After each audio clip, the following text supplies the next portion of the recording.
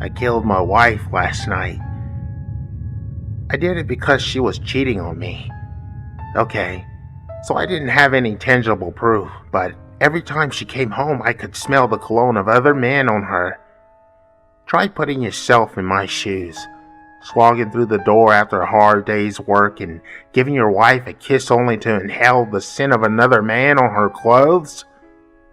I mean, so what if she worked in the cologne department at Macy's?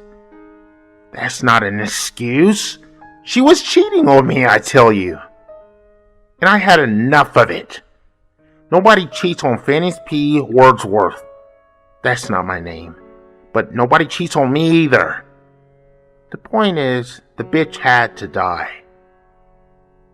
I never murdered a person before. I guess I always pictured it would go more smoothly.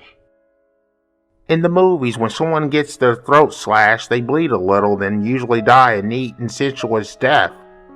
Quick and clean. That's how it was supposed to be.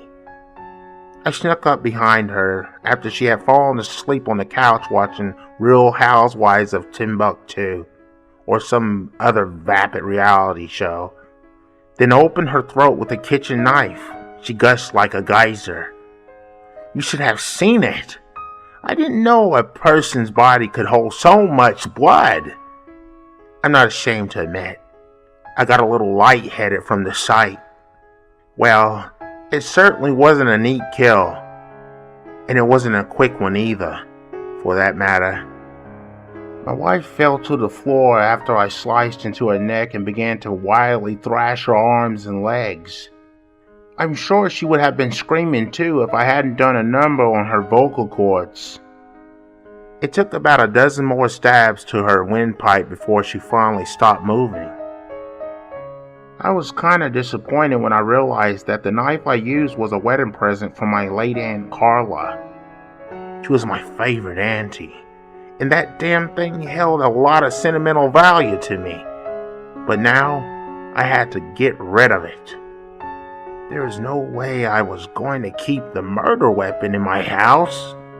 That would be crazy. Once I was sure my wife was finally dead, I looked around the house to survey the damage.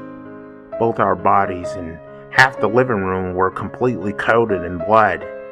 I dragged her into the bathroom and dumped her into the tub.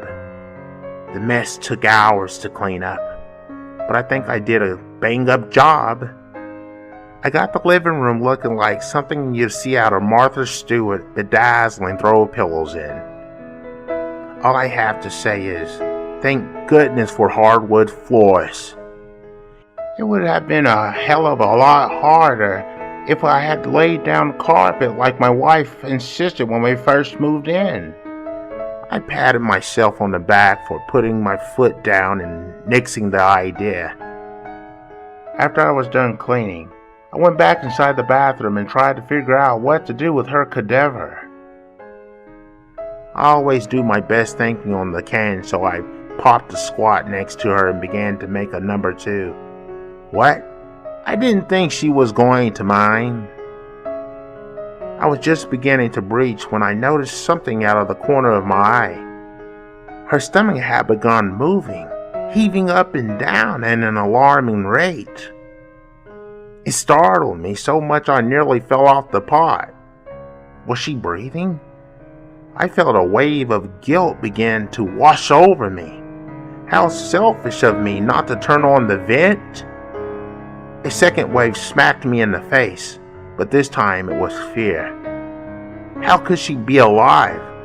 I thought to myself, she must have spilled enough blood to fill a dumpster. I tried to reassure myself that it wasn't what it looked like. I remember once reading in a magazine that gas can escape the body, sometimes hours after death. This can give the appearance of breathing, but does not actually mean that the body is doing so. Just as my heartbeat was beginning to return to its regular cadence, I could have sworn I saw fingers twitch.